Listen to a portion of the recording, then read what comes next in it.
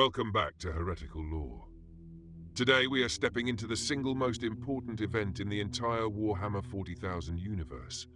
The civil war that broke the galaxy, the betrayal that ended an age of hope and birthed 10,000 years of unending war. The story of how the Imperium of man's greatest hero became its greatest enemy. This is the Horus Heresy, and if you have never engaged with this lore before, this is your starting point. We will walk through it from the beginning, explain the key players, lay out the major events in order, and by the end of this video, you will understand why every grimdark element of the 40k setting traces back to this single catastrophic war. To understand the Horus Heresy, you first have to understand what came before it. The setting opens roughly 30,000 years from our present day, in what the Imperium calls the late 30th millennium. Humanity has spread across the stars, but it has spent thousands of years in a period called the Age of Strife, a dark time when warp storms made interstellar travel nearly impossible and human worlds were cut off from each other. Many planets fell to barbarism, others were conquered by xenospecies. Still others descended into rule by tyrants and warlords who used psychic powers and forbidden technologies to dominate their populations. On Terra, our own Earth, a singular figure rose to end this dark age. He is known only as the Emperor of Mankind, and his origins are deliberately obscured even to his closest followers. According to fragmentary accounts, he was born tens of thousands of years ago in what would become Anatolia, the product of a gathering of ancient shamans who poured their collective consciousness into a single child to create a being capable of guiding humanity through its darkest hours. Whether this account is true or merely propaganda, the Emperor is unquestionably the most powerful psyker who has ever lived, possessing intellect and abilities that border on the divine without quite crossing that threshold. The Emperor united Terra through a campaign called the Unification Wars, conquering the techno-barbarian warlords who had divided the planet. He then turned his attention to Mars, the seat of the Mechanicum, a quasi-religious organization of scientists and engineers who worshipped technology as divine. The Emperor formed an alliance with Mars, gaining access to their preserved knowledge and manufacturing capability. With Terra and Mars united, he could begin his grand project, the reunification of all human worlds under a single banner, the establishment of an empire that would protect humanity from Xenos threats, from the predations of the warp, and from the dark gods who fed on mortal suffering. This campaign was called the Great Crusade. But the Emperor needed warriors capable of fighting on a scale no human had ever attempted. Conventional soldiers, even the genetically enhanced ones produced by his early experiments, would not be enough. He needed transhuman demigods. He needed suns. In the deep vaults beneath the Himalayan mountains, the Emperor began his most ambitious project. The creation of 20 Primarchs, perfect superhuman warriors grown from his own genetic material, each engineered to embody different aspects of warfare and leadership. They would be his generals, his viceroys, the lords of his new empire. Disaster struck before the Primarchs could be deployed. Forces of the Warp, the dark mirror dimension that powers all psychic ability and is home to malevolent entities called the Chaos Gods, infiltrated the laboratory. The infant Primarchs were scattered across the galaxy, each landing on a different world where they would grow up among ordinary humans, shaped by the cultures and dangers of their adoptive homes. The Emperor, undeterred, used the genetic templates of his lost sons to create 20 legions of Space Marines, transhuman warriors who carried watered-down versions of Primarch genetics. Each legion would eventually be reunited with its lost Primarch, and together they would prosecute the Great Crusade across the stars. Before we go further, we need to talk about the Chaos Gods, because they are the true antagonists of this entire saga. The Warp is an alternate dimension that exists parallel to real space. It is the source of all psychic power, but it is also a realm of pure thought and emotion, where the collective subconscious of every sentient being in the galaxy bleeds into a roiling sea of psychic energy. Over millions of years, this energy has coalesced into entities of incalculable power. The four major Chaos Gods are Khorne, the blood god of war and rage; Nurgle, the plague lord of disease, despair and decay; Siege, the changer of ways, lord of magic, ambition, and scheming. And Slaanesh, the youngest of the four, born from the spiritual collapse of the Eldar, lord of excess and obsession. These gods feed on the emotions of mortals. Every act of violence empowers Khorne. Every moment of despair feeds Nurgle. Every scheme nurtures Siege. Every indulgence swells Slaanesh. They cannot enter real space directly because the laws of physics prevent their full manifestation, but they can extend their influence through possessed mortals, through warp anomalies, and through the lesser daemons that serve them. Each god commands legions of greater and lesser daemons. Khorne has his bloodthirsters and bloodletters, towering brass-armored warriors who exist only to kill. Nurgle has his great unclean ones and plague-bearers, bloated and grinning purveyors of disease. Siege has his lords of change and horrors, shifting and capricious beings who weave plots within plots. Slaanesh has his keepers of secrets and daemonettes, beautiful and terrible creatures of seduction and excess. Together, these four powers form what the Imperium calls the Ruinous Powers, or simply Chaos, and they have been at war with humanity in some form since before recorded history. The Emperor knew of these powers. He understood that his Imperium could only be safe if humanity rejected the Chaos Gods entirely. This is why he founded the Imperial Truth, an officially atheistic doctrine that declared all gods to be lies. The Chaos Gods could not feed on a humanity that did not believe in them, or so the theory went. He also pursued a secret project alongside the Great Crusade, working with master engineers and the captured technology of the Eldar to construct a network of safe passages through the warp called the Webway, which would allow humanity to travel between stars without exposure to the predatory creatures of the Immaterium. If completed, the Webway would have made the warp obsolete as a method of travel and dramatically weakened the Chaos God's influence over humanity. But the Webway project was kept secret even from the Primarchs, and this secrecy would prove disastrous. Over the course of 2 centuries, the Emperor and his servants located the lost Primarchs one by one. Each reunion was an event of cosmic significance. The Primarchs were given command of their respective legions and joined the Great Crusade. They liberated human worlds, destroyed Xeno's empires, and brought countless systems into the growing Imperium. By the time we reach the events of the Heresy, 18 Primarchs have been recovered. 2 are mysteriously absent, their records expunged from Imperial history in what is called the Edict of Obliteration. We do not know which 2 were erased, only that they existed and were lost to something so terrible, the Emperor commanded their memory be destroyed. Of the 18 remaining, none shone brighter than Horus Lupercal. Found on the world of Thonia, raised among industrial gangs in the depths of an ancient mining world, Horus emerged as the Emperor's favorite son.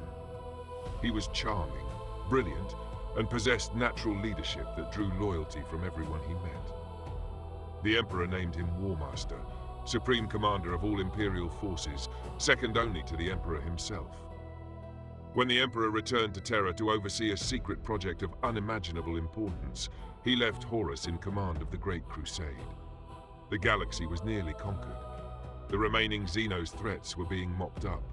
The age of human dominance seemed assured, but Horus felt abandoned. The Emperor had withdrawn without explanation. Rumors began to spread that the Emperor was preparing to declare himself a god, that the entire Imperial truth was a deception meant to keep his sons in their place while he ascended to divinity. Other rumors suggested the Emperor was working on something that would render the Primarchs obsolete, that they had served their purpose and would be cast aside once the Crusade ended. These rumors had truth at their core. The Emperor was indeed working on something, the Great Webway Project, an attempt to give humanity safe interstellar travel without needing the warp. He was also keeping enormous secrets from his sons about the true nature of chaos and the threat the Imperium faced. But he did not explain himself. He simply commanded and expected obedience. The first crack came on a world called Davin. Horus was wounded by a weapon called the Anathem, a daemon-touched blade that inflicted a wound no Imperial medicine could heal. His sons, the Sons of Horus, brought him to a Davinite temple where the local serpent cult promised they could save him. Within that temple, Horus was attacked by chaos and shown visions of a possible future where the Emperor had become a god, where Horus and his brothers were forgotten or used as scapegoats. The visions were lies, or at least carefully edited truths, designed to inflame Horus's wounded pride and growing resentment. He emerged healed in body but corrupted in soul. He had agreed to serve the four Chaos Gods in exchange for the power to overthrow the Emperor and remake the Imperium, according to his own vision. What followed is the longest and most carefully planned betrayal in fictional history. Horus did not declare his treachery openly. Instead, he began turning his brothers one by one.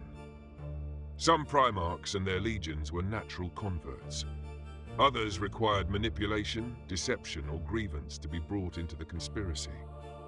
The heresy was not a sudden coup, but a slow rot, a gradually expanding cancer that consumed half the Imperium before the Loyalist forces realized what was happening. Let us walk through the Primarchs and legions who fell to Horus, because understanding their motivations explains why the heresy unfolded the way it did. Angron of the World Eaters was perhaps the easiest to turn. Raised as a slave gladiator on the world of Nuceria, Angron had survived his masters by becoming a creature of pure rage, his brain implanted with cybernetic devices called the Butcher's Nails that drove him to ever greater violence. The Emperor had recovered him but refused to remove the nails, citing technological impossibility. Angron never forgave this. When Horus offered him the chance to embrace his rage fully and serve Khorne, the choice was easy. Angron and his World Eaters became berserkers in service to the Blood God, their already savage legion descending into pure carnage. Mortarion of the Death Guard came next. Raised on the toxic world of Barbarous by a despotic warlord whom he eventually killed, Mortarion was a grim, pragmatic figure who hated psykers and resented authority. He had grown distant from the Emperor over decades of perceived slights and disagreements. Horus exploited this resentment skillfully. When the Death Guard's fleet was caught in a warp anomaly that sickened every marine aboard, only Mortarion's eventual prayer to Nurgle saved them. By accepting Nurgle's gift of plague immunity through becoming plagues themselves, the Death Guard sealed their fate as servants of the Plague Lord. Magnus, the Red of the Thousand Suns, fell to Tzeentch, but his fall was tragic in a way the others were not. Magnus loved knowledge above all things. His legion was filled with powerful psykers, and he had used sorcery openly throughout the Crusade. The Emperor had warned him repeatedly to abandon sorcery, fearing the corruption it invited. At the Council of Nicaea, the Emperor formally banned the use of sorcery by all his legions. Magnus believed this was wrong, that knowledge should not be forbidden, that the warp could be mastered through proper discipline. When he learned through his sorcerous gifts that Horus had fallen, Magnus tried to warn the Emperor by sending a psychic message directly to Terra. This message shattered the Emperor's protective wards on the secret Webway project, allowing daemons to flood into the partially completed structure beneath the Imperial Palace. The Emperor, enraged, dispatched Leman Russ and the Space Wolves to bring Magnus to justice. But Horus had already manipulated the orders, changing them from a peaceful summons to a punitive expedition. The Space Wolves attacked Prospero, the Thousand Suns' homeworld, and burned it to the ground. Magnus, broken by his legion's destruction and convinced the Emperor had abandoned him, accepted Tzeentch's offer to save what remained of his sons. The Thousand Suns became a legion of sorcerers in service to the Changer of Ways. Fulgrim of the Emperor's children was perhaps the most disturbing fool. Fulgrim was the Primarch of perfection, his legion dedicated to flawless excellence in all things. He was vain, but not initially evil. During a campaign against a Xeno species called the Lair, Fulgrim recovered a demon-possessed sword that began whispering to him. The sword corrupted him slowly, encouraging his pride, his vanity, his desire for ever greater experiences. By the time the heresy began, Fulgrim had become a willing servant of Slaanesh, leading his perfectionist legion into ever deeper depravity in pursuit of new sensations and experiences. Lorgar of the Word-Bearers was the architect of much of the heresy. He had always been a religious figure, viewing the Emperor as a god and writing scripture proclaiming this truth. Early in the Crusade, the Emperor had publicly humiliated Lorgar for this religious devotion, ordering the destruction of Monarchia, a magnificent city Lorgar had built in his honor on the world of Kur, and forbidding any worship of the Emperor as divine. Lorgar was crushed by this rejection, but the wound festered into a desire to find a true god to worship. Through his closest advisors, particularly the chaplain Erebus, Lorgar discovered the Chaos Gods. He came to believe these were the true gods of the universe, deserving of the worship the Emperor had forbidden. Lorgar spent decades secretly converting his word-bearers to Chaos worship while pretending loyalty to the Imperium. He was the first Primarch to fall fully to Chaos, and he was instrumental in corrupting Horus himself. Perturabo of the Iron Warriors fell out of bitter resentment. His legion was perpetually used for the most thankless tasks of the Crusade, the brutal sieges and grinding fortress assaults that consumed Marines by the thousand without producing glory. While other legions won spectacular victories and received honors, the Iron Warriors received only more sieges and more casualties. Perturabo grew to hate his brothers, especially the favored ones like Rogal Dorn, whose Imperial Fists were considered the premier siege specialists, despite the Iron Warriors' superior expertise. When Horus offered him the chance to take revenge against those he felt had slighted him, Perturabo accepted readily. Conrad Kurz of the Night Lords was already a creature of darkness when the heresy began. Raised alone on the world of Nostramo, a lawless hive world, Kurze had become a vigilante so terrifying that crime ceased through pure fear of his retribution. He was psychic, plagued by visions of doom and his own violent death, which made him cruel and unstable. When Nostramo eventually relapsed into criminality after Kurze left, he ordered the planet's destruction. The Emperor was horrified. The relationship between Kurz and the Emperor, never warm, became openly hostile. Kurze did not fall to chaos in the same way as his brothers. He simply joined Horus because he believed the Imperium deserved punishment, that he was destined to deliver judgment, and that the Emperor's vision had failed. Alpharius and Omegon of the Alpha Legion present the most ambiguous case. They are twin Primarchs, a fact known only to a handful of people. Their legion is built around deception, infiltration, and unconventional warfare. Some accounts suggest the twins joined Horus because they genuinely believed his vision would create a stronger humanity. Others suggest they were playing a deeper game, using the heresy to test the Imperium and force it to evolve. Still others suggest they were manipulated by Zeno's cabal called the Cabal, who showed them visions of the future and convinced them that supporting Horus was the lesser of two evils. The truth remains contested, even within the heresy lore itself. The Alpha Legion's true allegiance may never be fully known. Against these traitor Primarchs and their legions stood the Loyalists. Sanguinius of the Blood Angels was the most beloved of all the Emperor's sons. He was beautiful, noble, and bore great wings that made him appear like an angel made flesh. His legion harbored a dark secret called the Red Thirst, a curse in their genetic structure that drove them toward bloodlust if not carefully controlled. Despite this curse, the Blood Angels were among the most disciplined and loyal of the legions, and Sanguinius himself was a figure of nearly saintly virtue. Robert Gilliman of the Ultramarines was the most pragmatic and capable administrator of the Primarchs. His legion was the largest by far, having taken in countless aspirants from his home realm of Ultramar. Gilliman believed in order, in law, in functional governance. He had written treatises on warfare and statecraft. If anyone could rebuild the Imperium after the heresy, it would be him. Lemon Russ of the Space Wolves was a savage warrior king who led his legion like a wolf-pack chieftain. He was loyal to the Emperor without reservation and served as the Emperor's executioner, dispatched to deal with brothers and legions that needed to be brought to heel.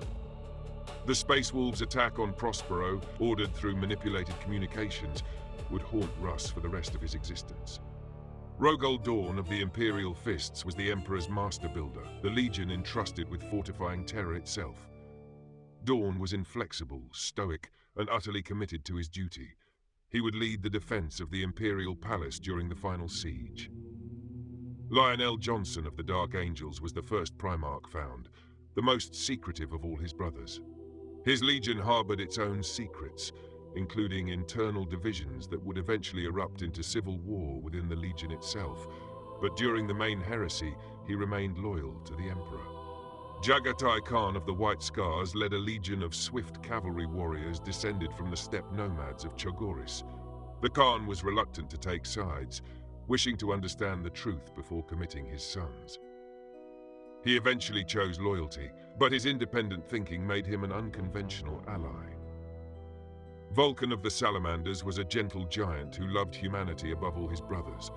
His legion was based on Nocturne, a volcanic death world whose harsh conditions had made the Salamanders protective of the weak. Vulcan would be presumed dead during the heresy, his fate uncertain for years. Corvus Corax of the Raven Guard led a legion of guerrilla warriors specialized in stealth and rapid strikes. The Raven Guard would suffer catastrophic losses during the heresy, nearly being annihilated as a legion before they could rebuild. Ferrus Manus of the Iron Hands, brother to Fulgrim, was a Primarch who valued strength and unflinching resolve above all things. His legion was heavy with bionic augmentations, replacing flesh with metal as a sign of their dedication to overcoming weakness. These were the loyalist Primarchs and their legions, along with their countless human armies, the Mechanicum forges that remained faithful, the Imperial Army regiments, and the Custodes, the Emperor's personal bodyguard who never left Terra. Against them stood the traitor legions, the corrupted Mechanicum forces called the Dark Mechanicum, and the demonic legions of the four Chaos gods themselves. The opening blow of the heresy came on the world of Isstvan III. Horus needed to purge his sons of Horus and the other traitor legions of any Marines who might still be loyal to the Emperor. He concocted a pretext, claiming the planet's governor had rebelled and required punishment.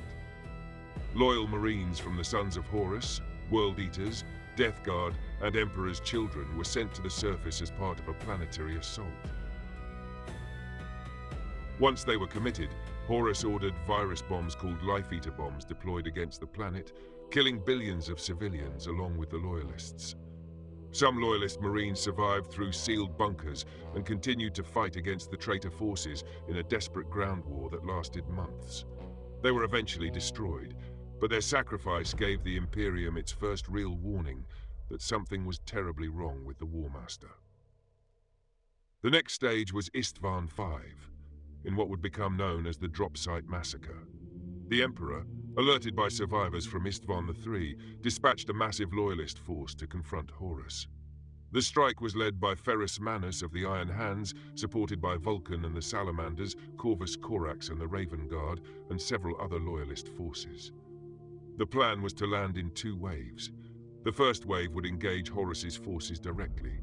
The second wave, consisting of the Iron Warriors, Night Lords, Word-Bearers, and Alpha Legion, would land behind them in support.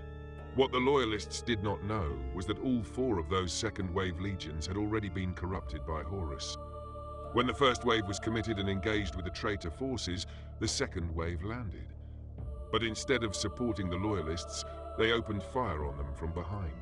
The result was apocalyptic. 3 Loyalist legions were nearly wiped out. Ferrus Manus was personally beheaded by Fulgrim, his own brother whom he had once considered his closest friend.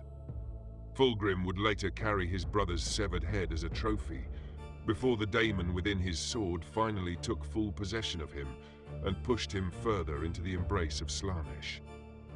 Corax barely escaped with the shattered remnants of his legion, his stealth-trained warriors slaughtered in the open ground where they could not employ their tactics of surprise. Vulcan disappeared entirely, presumed dead, though his fate was stranger than that.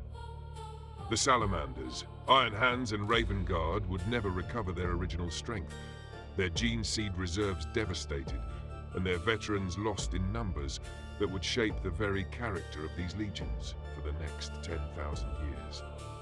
With the Loyalist forces in this region of the galaxy crippled, Horus began his march on Terra. The remaining Loyalist legions were scattered across the galaxy, prosecuting the Great Crusade in distant sectors. By the time the Emperor recognized the full scale of the rebellion, Horus had a head start that would prove nearly fatal. Horus's strategy was to reach Terra and confront the Emperor before the Loyalist forces could concentrate. He needed to seize the Imperial Palace, kill the Emperor, and present the surviving Loyalists with a fait accompli before they could organize effective resistance. Several major engagements slowed his advance.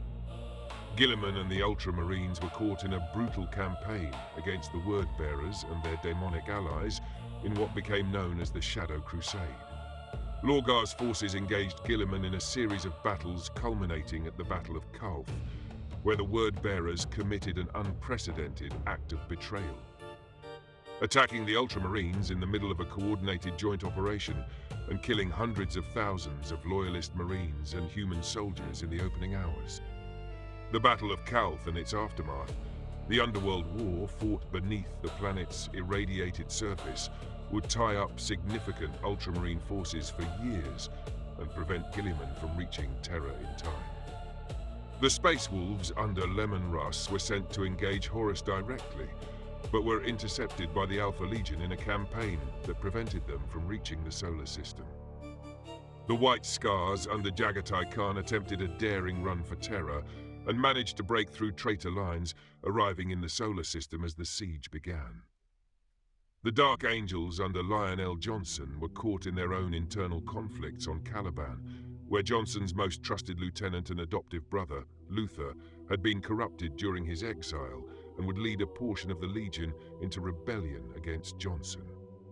Meanwhile, the Blood Angels under Sanguinius made their way to Terra by an extraordinarily indirect route, having been lured to a system called Cygnus Prime, where Horus had hoped to either kill Sanguinius or corrupt him to chaos. Sanguinius survived the trap, defeating the bloodthirster Kabanda, a greater daemon of Khorne, and resisting the temptations Horus had set, but the diversion cost precious time. The Emperor, recognizing that Horus would reach Terra before sufficient Loyalist reinforcements could gather, began preparations for the siege. He withdrew from his work on the Webway project, sealing it against the demons that had invaded after Magnus's psychic message had broken his wards. He ordered Rogel Dawn to fortify the Imperial Palace into the greatest fortress in human history. He prepared the Custodes, the Sisters of Silence who served as anti-Psyker auxiliaries, the surviving Imperial Fists, and the Loyalist forces present on Terra for the coming assault. He also recalled forces from across the Sol system, gathering everything he could muster for the final defense.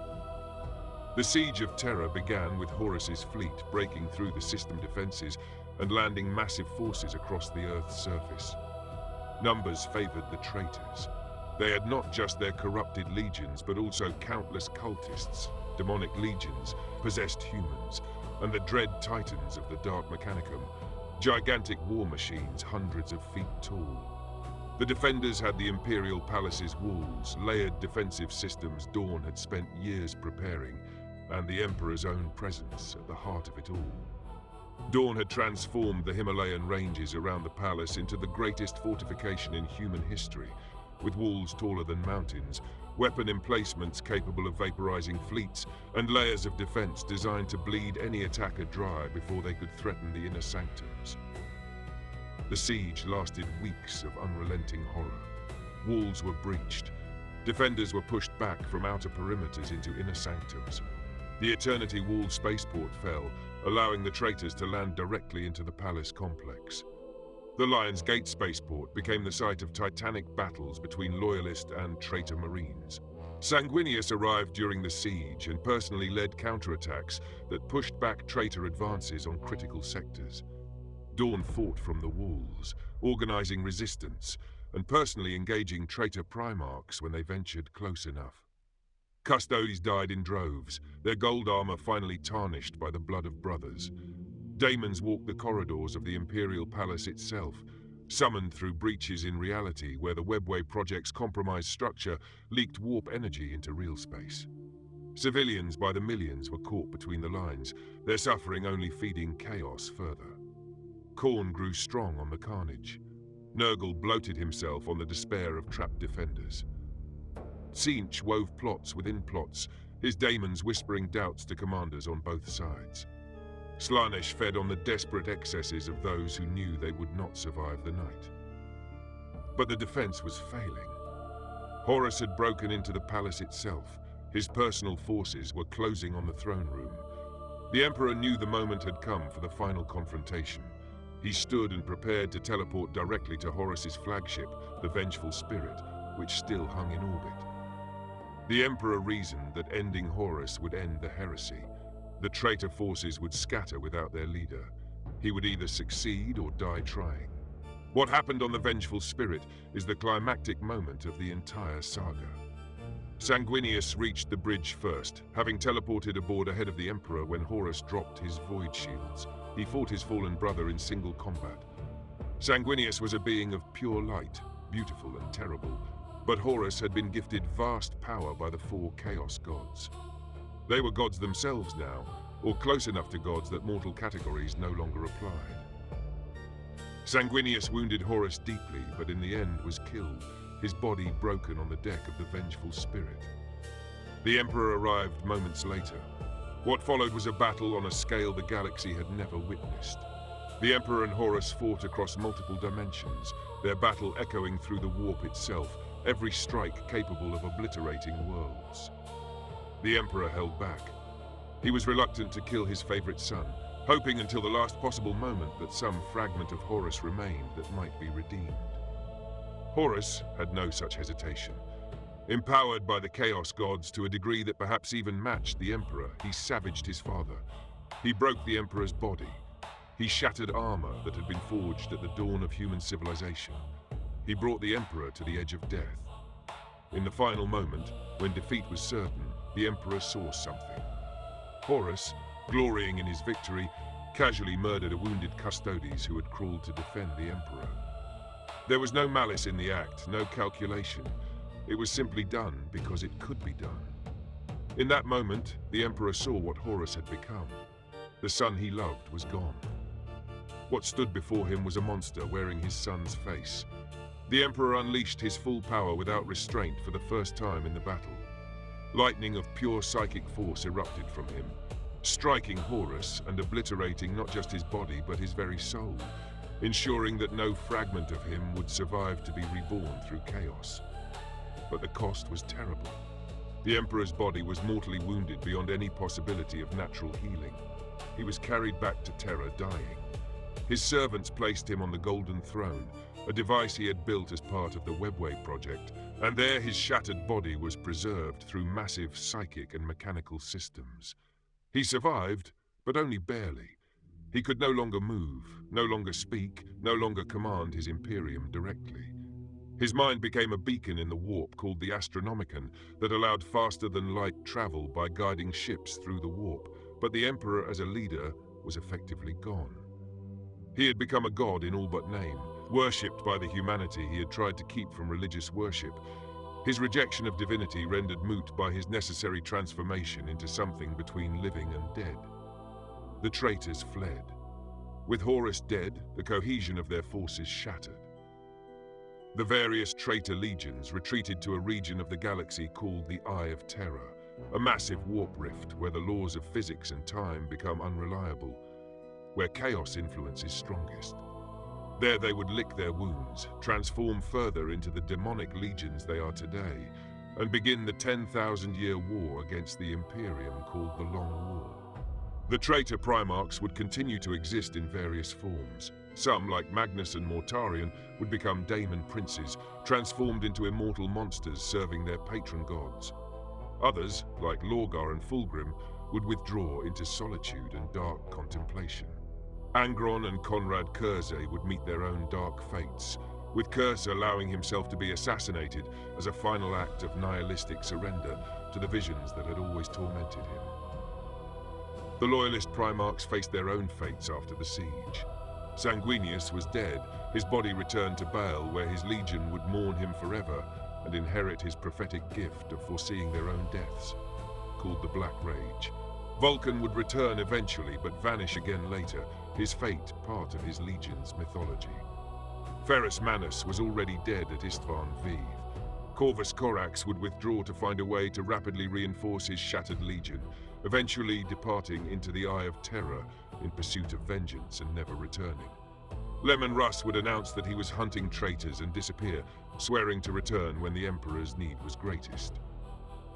Lionel Johnson and his Dark Angels would deal with the rebellion on Caliban, defeating Luther and the Fallen, but at terrible cost, with Johnson himself disappearing for 10,000 years. Jagatai Khan would lead his White Scars on independent campaigns and eventually disappear into a warp gate. Vulcan, after his second disappearance, has not been seen since. Only rowboat Guilliman remained at the head of his legion in any meaningful active capacity, and he set about the monumental task of rebuilding the Imperium. He authored a document called the Codex Astartes, which broke up the surviving legions into smaller formations called chapters, each numbering only 1,000 Marines. This was meant to prevent any single Marine commander from ever again wielding the kind of power Horus had abused. He also instituted countless reforms in Imperial governance, attempting to create stable systems that could function without Primarchs or the Emperor providing direct guidance.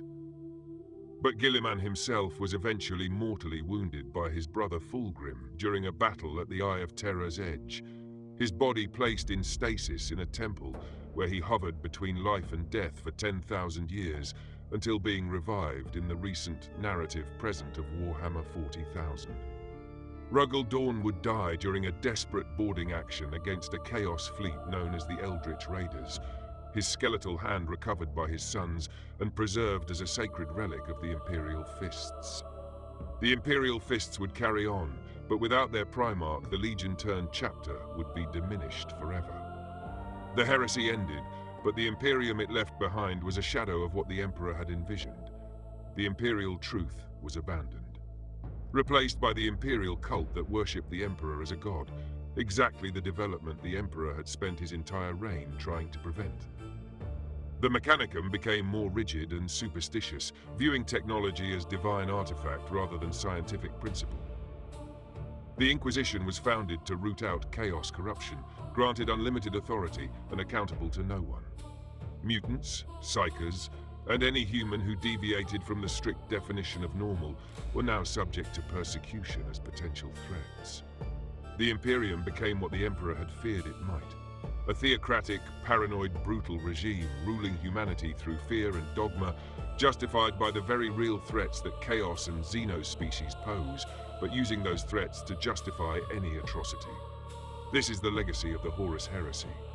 Every aspect of Warhammer 40,000's grimdark setting traces back to this single catastrophic war. The Emperor as undying god corpse on the Golden Throne. The traitor legions waging endless war from the Eye of Terra. The lost Primarchs whose return is prophesied but never quite arrives, except recently with Guilliman's revival and Lionel Johnson's mysterious return. The fanatical Imperial cult that worships the Emperor while persecuting those who deviate from doctrine. The Inquisition's reign of terror. The Space Marine chapters who guard humanity but cannot be trusted to remain unified. The very tone of the universe, where there is only war, where hope is nearly extinguished, where every victory carries the seeds of future defeat. All of this was born in the moment Horus Lupercal turned against his father. The heresy is also a story about love, betrayal, hubris, and the nature of corruption. The Emperor loved his sons but did not understand them, expecting obedience rather than offering connection. The Primarchs were demigods raised on different worlds, shaped by different cultures, bringing different needs and grievances to their relationships with their father. The Emperor's secrets, particularly his refusal to explain chaos to his sons, left them vulnerable to manipulation when chaos eventually came calling. Horus was charismatic and brilliant, but he was also proud and easily wounded, making him susceptible to exactly the kind of corruption chaos specializes in. Some readers and viewers come away from the heresy sympathetic to the traitors. It is true that the Emperor made mistakes. It is true that several of the traitor Primarchs had legitimate grievances. It is true that the Imperium that emerged from the war is a horrible regime by any modern standard. But the heresy is ultimately not a story about justified rebellion against a flawed authority. It is a story about how flaws and grievances can be exploited by genuinely evil forces to produce outcomes worse than anyone intended. The Chaos Gods are not freedom fighters or revolutionary reformers. They are predatory entities that feed on suffering and that needed Horus's rebellion to destabilize the galaxy and create the conditions for their long war against humanity. The traitor Primarchs may have started with grievances, but they ended as monsters, willingly or not, having committed atrocities that no grievance could justify. Where do you go from here if this story interests you? The Black Library novel series called the Horus Heresy contains over 50 novels, plus countless short stories, audio dramas, and supplementary material depicting these events in granular detail.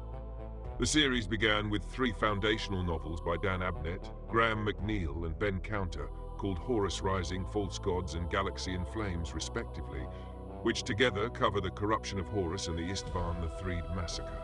From there, the series expands in many directions, with different authors covering different legions, characters, and theatres of the war.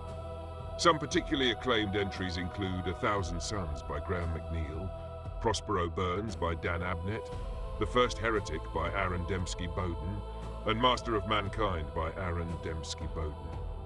The Siege of Terra series within the larger Horus Heresy collection covers the final climactic siege itself, beginning with the Solar War by John French and continuing through multiple books to the End and the Death by Dan Abnett. For viewers who prefer audio or visual media, the Horus Heresy has been adapted into countless audio dramas by Black Library, and Games Workshop has produced cinematic trailers for various events that capture key moments. The miniature wargame Warhammer, the Horus Heresy, allows players to recreate battles from this era using Games Workshop's miniature lines. Multiple Warhammer 40,000 video games have touched on Horus Heresy elements, though no single game has yet attempted to depict the heresy in its entirety. The Horus Heresy is a story of unprecedented scope. Hundreds of named characters across dozens of factions, events spanning years of in-universe time and the breadth of the entire galaxy, themes of fate and free will and the nature of evil. It rewards deep engagement, but its core narrative is straightforward enough to grasp from a single overview. A father created sons to help him build an empire. The favored son was corrupted by ancient evil. Brother turned against brother in the most catastrophic civil war in galactic history. The empire survived, but barely, and the version that survived was a twisted shadow of what its founder had intended. The Imperium of Warhammer 40,000 is what comes after. 10,000 years of Cold War and active war, of bureaucratic stagnation and theological dogma, of constant defense against threats from beyond and treachery from within. The Emperor on the Golden Throne, neither truly alive nor truly dead, holding back the warp and the daemons through sheer force of will. The Primarchs scattered, dead, transformed or hidden. The Space Marines reduced from massive legions to thousand-strong chapters, still humanity's greatest weapon, but never again to be trusted with the kind of authority that could produce another Horus. This is why the Horus Heresy matters. It is the foundation of everything that follows. When you watch Space Marines fight Chaos Marines, you are watching the war that began 30,000 years before continue to play out. When you see fanatical Imperial preachers proclaiming the Emperor's divinity, you are seeing the result of his death in life on the throne. When you encounter the grimdark tone that defines this setting, you are encountering the consequences of one fallen son's betrayal. The heresy is not just history within the lore. It is the wound that has never healed, the trauma the universe never recovered from. Every character in 40k, from the lowliest Imperial Guard trooper to the most ancient Space Marine chapter master to the Daemon princes of the Eye of Terror, lives in the shadow of what Horus did. If you have made it this far and your interest has been ignited, congratulations. You have stepped into one of the most expansive and rewarding fictional universes ever created. The heresy is your foundation. Everything else builds on it. From here you can explore individual legions and their full histories, the various campaigns of the long war since the heresy, the rise of new threats like the Tyranids and the Necrons, the recent narrative developments of the Indomitus Crusade and the Dark Imperium era, and countless other aspects of the setting. But you will always come back to this. The Warmaster who fell, the brothers who turned, the Emperor who bled, the throne that holds him still. Consider for a moment what was lost. Before the heresy, humanity stood on the verge of a golden age. The Great Crusade had nearly completed its work. The galaxy was being unified under a rational, secular government dedicated to the protection and advancement of the human species. Science and reason were ascendant. The dark gods were being starved of belief. The Emperor's vision was a humanity that could explore the stars freely, uncorrupted by superstition, secured against the threats of the warp by the completed webway. That future died on the bridge of the vengeful spirit. What replaced it was the slow strangulation of human potential beneath theocratic dogma, the rise of the very religious worship the Emperor had labored to prevent, and the loss of countless technologies and freedoms that the Imperium has spent 10,000 years either forgetting or actively suppressing. The tragedy of the heresy is not just the lives lost in the war itself, but the future that was foreclosed for an entire species. And yet, perhaps the most haunting aspect of the entire saga is that it was not inevitable. At every step, different choices could have produced different outcomes. If the Emperor had explained chaos to his sons, if Magnus had heeded the warnings against sorcery, if Lorgar had been treated with patience rather than humiliation, if Horus had reflected on Davin instead of accepting what he was shown. The heresy is a tragedy in the classical sense, where flawed but not irredeemable beings make choices that lead to destruction, not because they were destined to, but because they failed when other choices were possible. That is what makes it endure as a story. That is what makes it more than just space fantasy spectacle.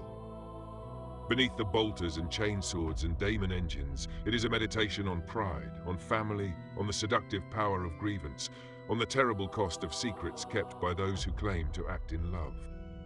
Until next time, brothers and sisters of the Imperium and lovers of the grim darkness of the far future, this has been Heretical Lore. May the Emperor protect you in his mercy, his judgment, and his eternal vigil upon the Golden Throne.